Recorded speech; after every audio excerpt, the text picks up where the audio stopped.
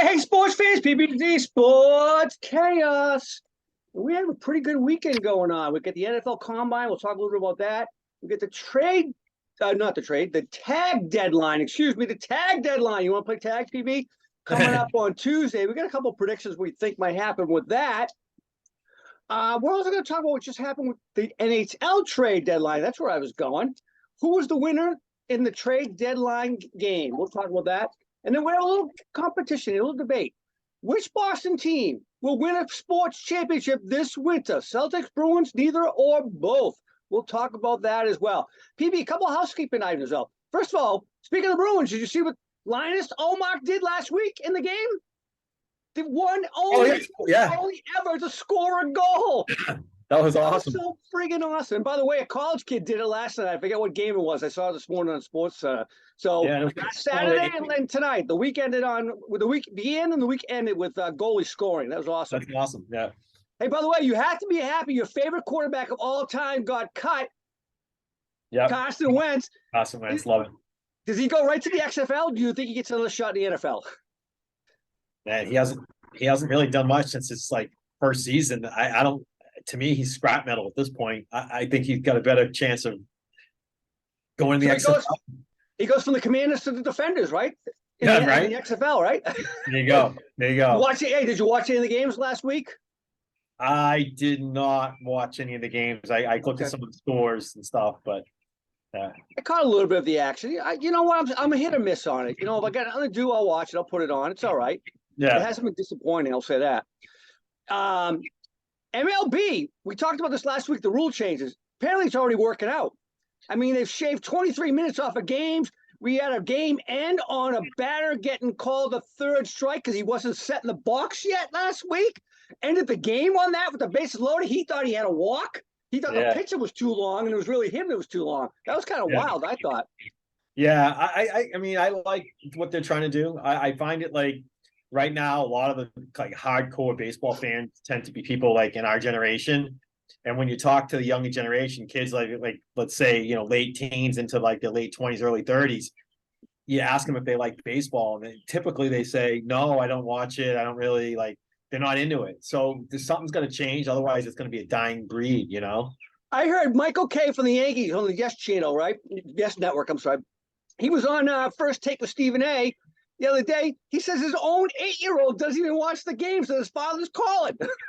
I mean, right? There you go. That's your point right there. Hey, by the way, this was a shocker to me this past week.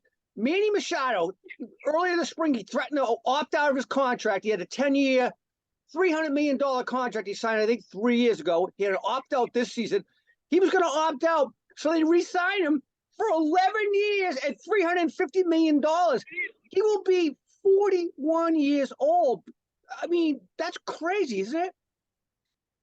Yeah, he's getting up there. By the way, San Diego has now paid 5 players $1 billion this offseason. $1 billion for 5 players, PB. I mean, this is just ludicrous, right? Baseball contracts, I still can't wrap my head around it. It's totally chaos. It's chaos. It's chaos. There you go. All right. NFL. Let's talk a little NFL. We got the tag deadline on Tuesday. Lots of noise out there, right? You got the Giants with their quarterback, Daniel and Barkley, the running back, right? Then you got Lamar. You got Lamar. You got the Cowboys with Pollard and Schultz potentially. There's a few others that are very interesting. All right. Is there one that you predict that's going to drive everybody crazy and say, wow, I can't believe it? I think Lamar, whatever ends up happening with Lamar, because we talked last week how typically the tag that's used most often is the non-exclusive tag. But in Lamar's case, they might put an exclusive tag on it. And I think the difference is whether or not they shop the market, right? I think when you do an exclusive tag, then you have to pay them the average of a range of players, right? The top 5 players or something like that. Top 10 at that position. Right. That puts him in a $40-something million a year contract, or for 1 year contract, I should say. Right. Yeah. And I think if you do a non-exclusive, right, you go out to market, right, and you look at other teams, and then you have a chance to match that salary that they're offered. So you're basically saying, okay, go see what the market can give you. If the market's low, hey, then you're going to pay less for him. But if the market's high, then you either have to make a decision now.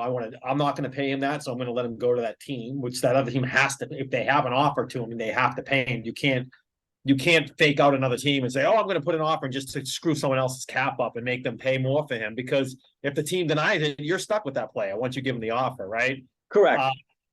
So and by the way, the Ravens can match the offer as well. Right, in a non-exclusive tag, right? Yeah. So that's why I like the idea of a non-exclusive tag, but there's been talks about them doing an exclusive tag with him. And then the other possibility is they just try to move him. They try to put him in a deal and get what they can now for him before Lamar ends up playing 8 to 10 games every season, which he's been doing lately. Like, you got to be on the field. You got to be on the field 17, 18 weeks, whatever it is, right? In order to make that push down the stretch in the NFL. I believe, and as much as I don't want to accuse him of this, I believe that he could have played, but he didn't want to take a chance this past year. When he got that injury, he just said, enough, I don't have a contract, I'm not going to play. Right. And now, does that cause contention in the front office? Do they want that kind of guy on their team? I will tell you, if they give him the non-exclusive, to me, that's saying, go ahead, Lamar, see if you can get a better price than we've already talked to you about. Yeah. Right? Yeah. They're challenging him to go out there and see if the NFL is going to pay the money. By the way, look at the quarterbacks that got signed in the last 2 years. The only guy to perform was Josh Allen, right? Yeah. Tyler didn't perform. Deshaun barely was on the field, right? It's just the money has not proven to be worthwhile, I think, to pay that kind of money to a quarterback. So we'll see. I will say this, Daniel Jones, if you think you're getting $40+ million a year, you're high. That's all I'm going to say. That's the rumor out there. There's no freaking way Daniel Jones is getting $40+ million. Do you think so? I can't see it happening, but then again, I wouldn't be surprised. I never would have thought Deshaun, not having played a snap in many years, it gets the size deal he did. I mean, you just never know. Some people just do wacky things with quarterbacks. I don't get it. I think they probably don't tag him, though, Daniel, and they tag Saquon. Yeah, I think tagging running backs is probably a good move. Yeah, you get him for 1 more year. He's at 5 years as a shelf life, right? Their shelf lives are small, which is why I wouldn't be surprised if the Cowboys tag Pollard either. Yeah. All right, hey, Combine. I know we haven't watched much of it this weekend, so I don't have much to say about it. But the noise at the Combine is not so much the noise on the field, but some of the stuff off the field. Obviously, the big one is the Bears. There was a thought that they might consider trading Justin Fields and then use their number one for a quarterback, but now they say no go. They really want to get Jalen Carter, the stud defensive tackle from Georgia, but all of a sudden he has a huge issue which will not be resolved by April 27th, the draft day. So what do the Bears do you think? Do you think they still make the trade to gamble on a player like Carter? I would do neither. I would actually trade out of the number one pick and get some assets and try to focus and build around what you have today. And that includes Justin Fields. I mean, obviously he showed flashes of brilliance. I'm with you. He showed flashes of brilliance. I mean, we know he's a mobile quarterback. He has some of that like Lamar Jackson type of play to him, right? We're not sure 100% on his arm, just like we weren't with Lamar, but he's going to be able to make plays, and with his legs, he's going to be unbelievable. So I think they should trade out and get as many assets as they can, hopefully capital this year, maybe a couple first and a second, where they can maybe get in some receivers, get some offensive linemen in, and just start to build around Justin Fields. I think that's the call. That's a good move, especially now with Jalen Carter being a real question mark. You can't trade the 4th or 5th down to 4 or 5, which is some of the rumors right now, and then pick that guy and then risk that he doesn't play this year, right? So you unfortunately, your suggestion is the right way to go, in my opinion. And what if they were able to get like a, like a Bijan Robinson, right? Because we don't know what Montgomery's status is. Montgomery's a free agent. He's more than likely going to end up on another team.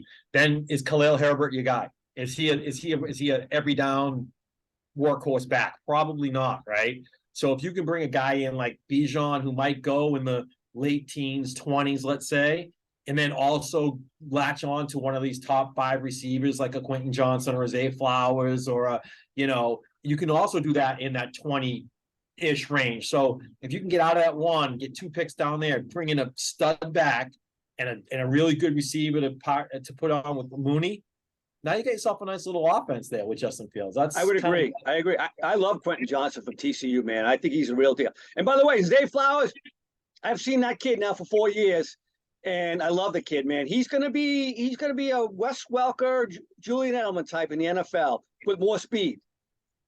That could be impressive, right? Yeah. You can launch on that. Those top 5. There's like the top 5 receivers. Of course, you get the kid from Ohio State, Smith. Yep. Yeah, you got him, and then you got the kid out of Tennessee too, Hyatt. Hyatt is going to be a surprise. You're right. Yeah. I forgot about him, and then I've been seeing some stuff about him this week, and I'm like, oh yeah, damn, that kid's good. Yeah. You know what?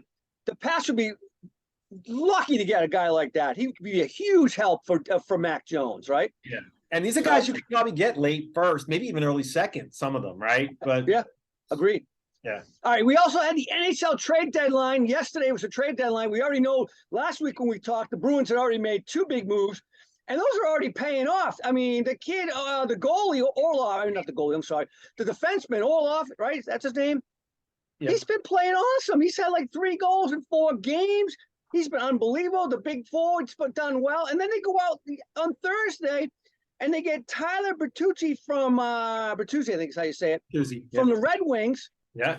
And by the way, they just found out that Taylor Hall and I forget the other kid's name, both have some injuries that are going to last for a while. So they made some great moves. And I didn't think they need to make any moves with their record. They go out and make these moves to make them even better. They seem to gel with the team so far. Everybody seems to love it. Man, I don't. They're all in. They're all in on the cup. I mean, did they win the trade deadline war? Probably. I mean, you maybe put the Rangers in that conversation. Patrick Kane. That's why I made a note here. Patrick Kane, right? They got Tarasenko as well. So they made some good moves with the Rangers. So, and we always say this. We talk about hockey. The playoffs is a brand new season. So you're kind of building for this next level, right? This next season where you have to have that depth. You have to have that like 3rd line strength, 4th line strength, right? You can't just expect one line to be your only line that's going to score goals. So that the Bruins are building. I mean, I think they're all in on the cup. They see this window open. They know it's not going to be open for too long. And by the way, what I loved about all those moves, speaking of, they see the windows very, very narrow. None of them were players that they gave up for the most part, except for Craig Smith. They were draft picks. They said, you know what? We want players. We'll give up the draft capital. We're going for it right now, right? Yeah, exactly. And then you can always get that capital back by trading players if you have to kind of start to rebuild your organization. Because if they don't win a cup this year, who knows where their thought process is going to be at in terms of that, By the way, they big signing, Pasta, 8 years, $90 million. We talked about NFL contracts and NBA contracts. It doesn't sound like a lot, but that's the 10th highest contract in the NHL and the highest ever for a Bruins player. Love it. I like Pasta. I want to be a long term. All right, PB. 2 Boston teams are having outstanding seasons. Obviously, the Bruins are the best team in the NHL by far. Celtics are right near the top, and Bucks just moved ahead of them this past week on this unbelievable streak they're on. I think they're now up to 16 wins straight. Which team would you pick to win a championship? Or do you see either team winning a championship, or maybe both? Yeah, season, and it's this season. Yeah, and I think both is very, very, very possible. But I think the Bruins, to me, have an easier path, and they also have a more dominating type of play on the ice. I think when I watch the Celtics play, they have flashes, they have lapses, I should say, where they just like, what the heck is going on with this team? Like, I turned the TV off the other night against, I think it was the Cavaliers. They were up by like 20 points, and I fell asleep, and I woke up and they won by 3. And I'm like, well, what about last night? They were winning by 28 over the Nets, and they lost by 10 points. That's a 38-point swing. What? That's not good. those lapses scare me, and they do that in games. I know basketball is a very momentum type of sport. That way, the teams go on runs, right? It's all about runs in basketball. Um, but unfortunately, the Celtics are on the wrong side of those runs in too many times, and I don't like what I'm seeing. And a team like Milwaukee, I could see Milwaukee beating especially if they have home court. I think they have a better home record than the Celtics. The Bucks do. Celtics are better on the road. Yep. But Bucks get that home court. It would be hard for me to pick the Celtics. I will say this. I thought Missoula getting named permanent coach would be a great move, and he would respond a little differently. And I think what's happening is the players now are not afraid to walk on him. Before, I think they wanted him to be the coach because they felt like, hey, he's a young guy. We could take advantage of him a little bit. Now he's the permanent coach. They know they got him there for a couple of years. Jason Tatum's already reverted back to the old Jason Tatum since he won the MVP of the All-Star game. He stopped playing defense this past week. I don't get it, man. I like the consistency of the Bruins. I feel like they put the product out every night. They play hard. They play good. All three periods. Like, I just like what I'm seeing out of the Bruins more so than the Celtics. They're two. They go on both ends, right? So yeah, I'm going to go Bees on this one in terms of best chance to win. How about you? I really thought both until this past week, and the lapses became more pronounced for the Celtics, like you said. And I'm real concerned at this point in time. And plus, Missoula's starting to get a little, now he's not playing Grant Williams that much. He hasn't played Peyton Pritchard much at all the whole season. So right now I'm a little concerned. I think he's coaching a little bit. He's winging it a little bit at this point in time. And so that with the players getting a little bit renegade on him, I'm with you. I think this Bruins only. I hope the Celtics at least make the finals. Well, actually, you know what? I don't even want to make the finals because if they make the finals and lose, that'll suck. Just get knocked out in the conference finals or something, but don't go to the finals and lose again. Can't have that happen. Sorry. No. I want number 18 because I want them to pass the Lakers, but it's not going to happen, I don't think, at this point in time. I think you're right. All right, man. Any parting shots before we head off? I don't know. I thought we could, if there's time, we do a little quick run on the quarterbacks coming out of the draft this year. Or do you want to save that for next week? So there's 5 quarterbacks, I think, right? Coming out. Well, there's 4 people are talking about. The 5th one that people aren't talking about is Hayden Hooker. Yes. So we got to put Hayden Hooker into that equation. But do we have time? You want to do that now, or do you want to save that for next week? Real quick, go ahead. We got a couple minutes. All right. So you got Bryce Young and CJ Stroud obviously right at the top, but then you got Levis and Richardson right behind him, and then you have Hayden Hooker. So where are all those 5 drafted before you even get to the second half of the first round? And where do you think they're going to land? I think 4 of them will. I think Hooker might slide. Richardson's the wild card here, man, because he's the most physically impressive of all of them. He's like a Justin Fields. He's a big Justin Fields, Josh Allen type, right? Big muscle kid, big cannon of an arm. Erratic, though. It depends on the system. He has to get in a system with a good quarterback coach. The guy that I worry about, and I know he came out yesterday in the press conference and said, I've been this size my whole life, blah, blah, blah. Bryce Young, I'm sorry, man. Look at Tua. And he's smaller than Tua, right? And look at the injuries Tua's taken. Tua, by the way, is not even getting his option picked up, right? Yeah. Option. So I'm concerned Bryce Young is going to be a reach. I think he might be a flash for 1 or 2 years, but injuries will catch up and he'll be done in 4. Right. So it's pretty. You and I think the same about Ohio State quarterbacks, unfortunately. I struggle with one of those. Right. So we got Houston picking 2nd. I think Indy's picking 4th or 5th. It's pretty safe to say that both those teams are going to take a quarterback. And then Carolina is probably in the market too for a quarterback, and they're picking somewhere in the top half of the draft. So in my mind, those are the first 3 teams that take quarterbacks. It's going to be Houston, Indy, Carolina. Which one of these guys do you think ends up on which 3 of those teams? I think Stroud's going to go the first one. So Stroud goes to Houston, you think? Yep. I think Bryce goes to the next one, which was Indy. And by the way, I think the best place for Richardson is to go to Carolina because what's his name? He's still going to play there, I think, first. The kid from the Jets. I'm drawing a complete blank on him. Sam Darnold. Yeah. So I think Sam Darnold will start. I think he'll probably play the season, and you can coach him up a little that first year, and then he plays the next year. The wild card is Levis, man, because Levis is probably going to be the best of all of them, I think, in the long run.